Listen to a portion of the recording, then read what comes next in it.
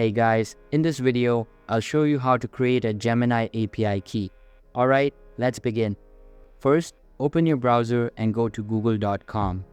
In the search bar, type Gemini API Key and click on the first link that appears in the search results. This will take you to the Gemini API page.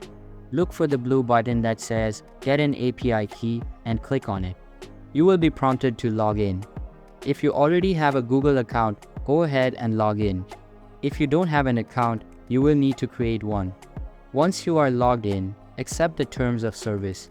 Next, click on the Get API Key button.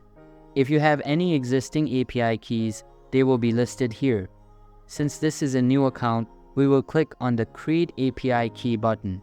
You may see a safety reminder, just accept it to proceed. Once the system generates your API key, make sure to copy it and save it somewhere safe. So that's basically how you can create a Gemini API key. And that's it for this video.